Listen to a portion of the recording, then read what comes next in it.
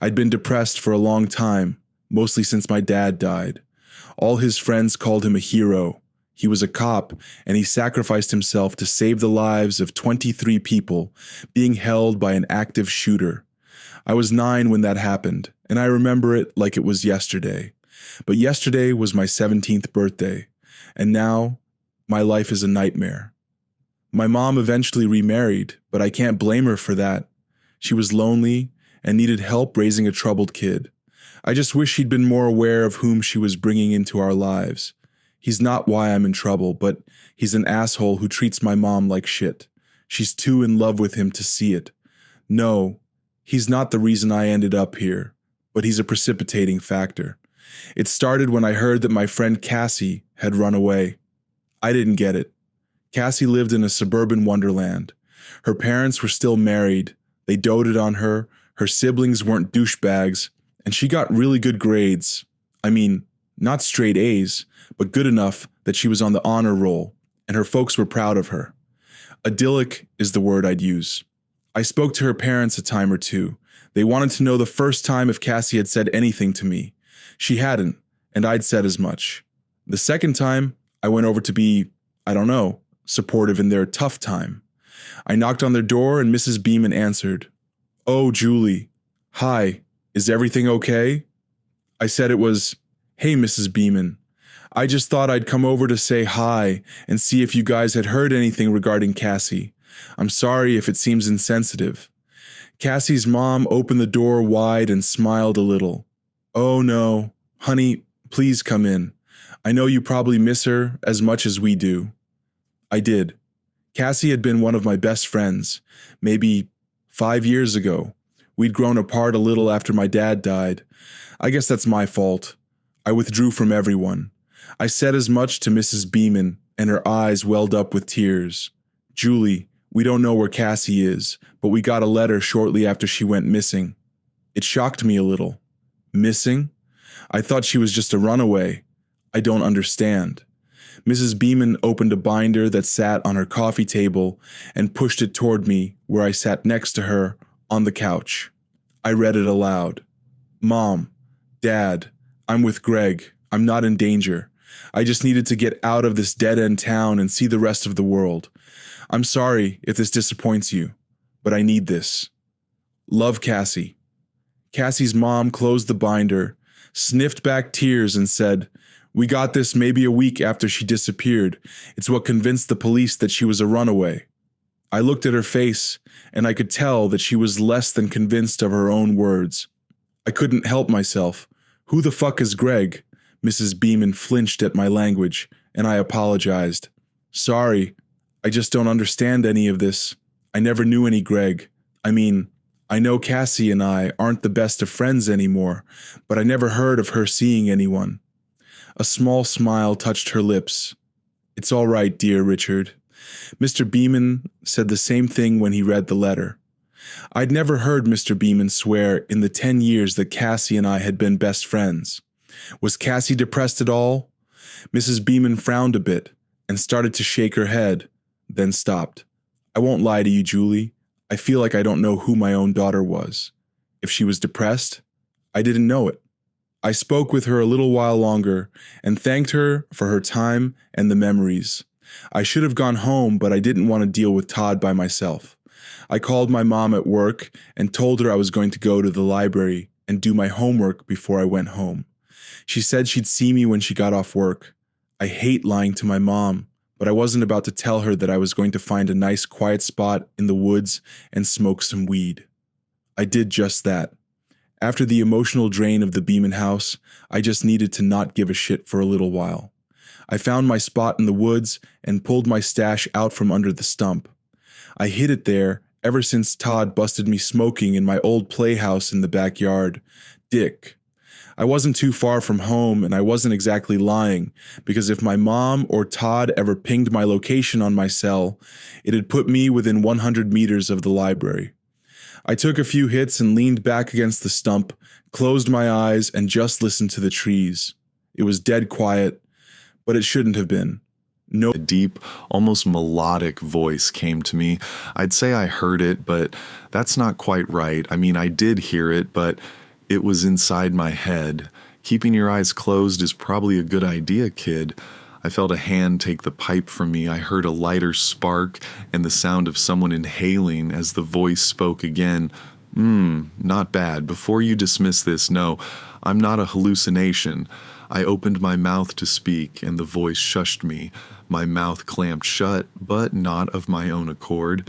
This is just a warning to you, Julie. Please stop asking questions about Cassie. Let the Beemans be. They're in enough pain as it is, don't you think? I nodded, trying to think for myself.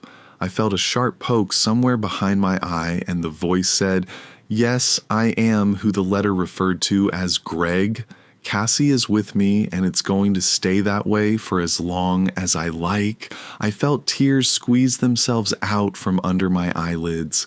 I felt the pipe placed back into my hand and the barest of a breeze blown from the direction of my tormentor.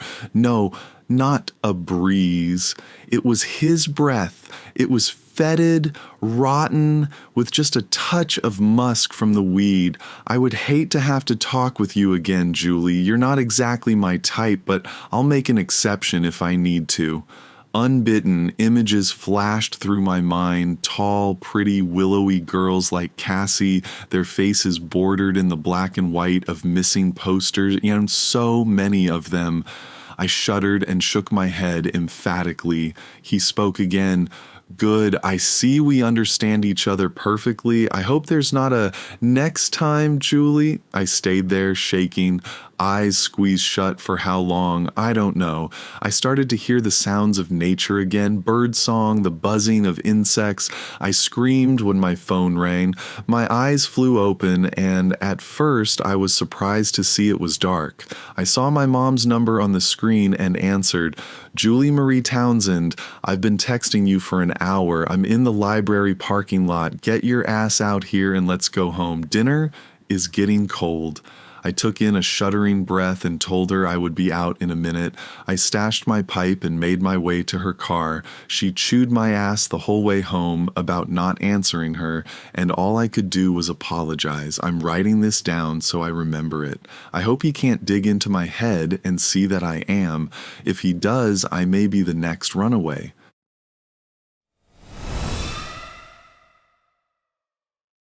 My grandfather grew up on a chicken farm outside of Krakow, Poland. He passed away a few years ago at the age of 82. A few days before his passing on, due to an aggressive form of stomach cancer, he sat me down next to him in his old rocking chair and said in his familiar Polish accent, "After I took the boat to New York, I promised to leave this story behind." He didn't look up as he spoke to me, simply staring into his cup of black coffee. "It's been 70 years, and I must tell someone before I meet God."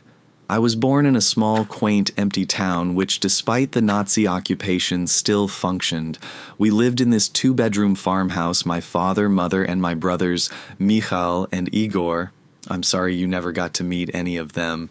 Anyway, Michal and Igor were twins. Identical twins, actually, and we had heard rumors of the Nazi fascination with identical twins. This forced us to be even more reserved, even though we already lived in a secluded part of the countryside in the last occupied house in the town. In order to avoid going into the occupied towns, we basically ate only chicken and eggs for every meal and whatever else Mama could gather from the garden. It was lonely, but we survived.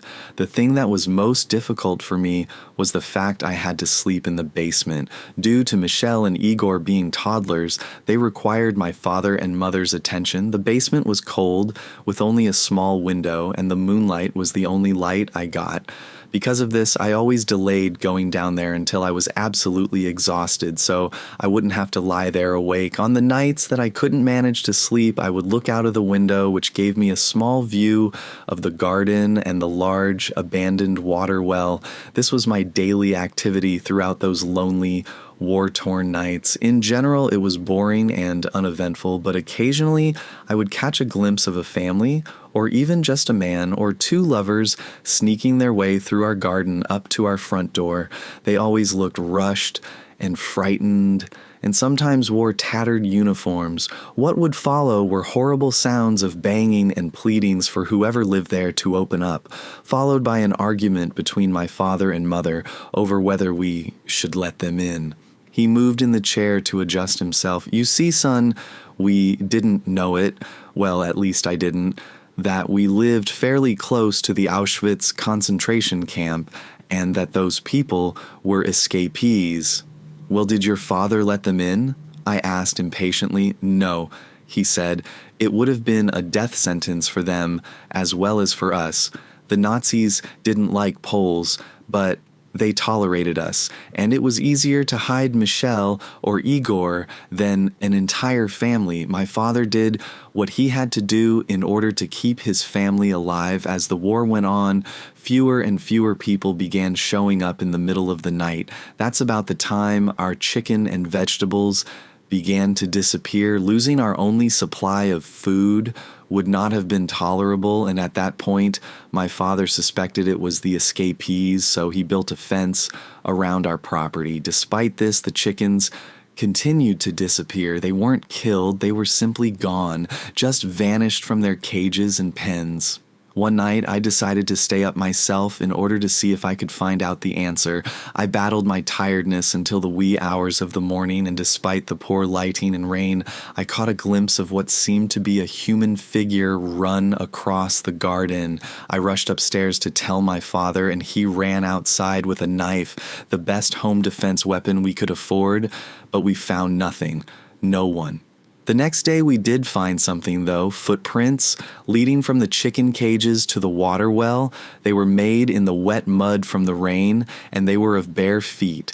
No shoes, no socks, just feet. My father had mercy on the man who was trying to find refuge and left him a note indicating that he had 2 days to leave and then he would begin to seal the well. I waited impatiently for my grandfather to tell me about the fate of the man. The following night, I got the idea to take a blanket down the well to the man since winter was creeping in.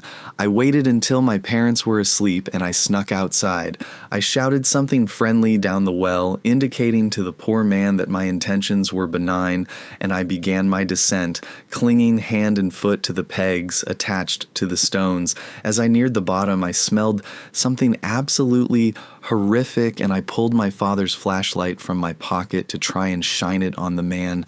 It was then I came to the realization of just how large the well was, having been used to supply water for the entire town and its families in the past, families which no longer remained. Meters deep and tall. Inside sat not a man, but an entire family, of which only a single skeleton-like creature survived. The light reflected off of its sunken eyes and gray skin. Blood covered its face, and chicken carcasses were strewn everywhere. A pile of decomposing poultry beside a woman and what I suspected had been her son and daughter, children who couldn't have been much more than 5 years old, and they seemed to have been dead for weeks. The man, if he even could be called that, just gazed at the light, and I stared back, incapable of breaking his stare. I did not feel threatened by him, for he lacked any aggression whatsoever. He simply crouched motionlessly, without a sound, next to the putrefying bodies of his loved ones and the chickens that must have been his source of water, as their meat was uneaten. He was empty, devoid of whatever in us makes us human. He should have realized the members of his family had died long ago, but he was still bringing food for their corpses. He couldn't accept it. He did finally turn his head, though, when I shone the light back on to the corpse of his daughter. He stared at her and then sat down closer to her and continued his vigil. "You can leave now," I said to him. "I'll open the gate so you can escape. My father will seal the well in the morning. Please leave now." My young voice and advice seemed to have no effect on him. At that moment, I decided it would be better for me to just climb back up the well and leave, and hoped the man would follow and escape. As I began my climb, I shone the light on him one final time. "What did you see, Grandpa?" I shuddered. "I saw a tear fall from his eye. He had become a man once again. He was only able to break free from the delusion after seeing the body of his daughter, which had until that time been obscured by the darkness. He realized then that he had been bringing food not to his family, but to corpses. That night it rained again, but in the morning when my father returned to seal the well, I found no footprints leading out of it. Thanks for watching.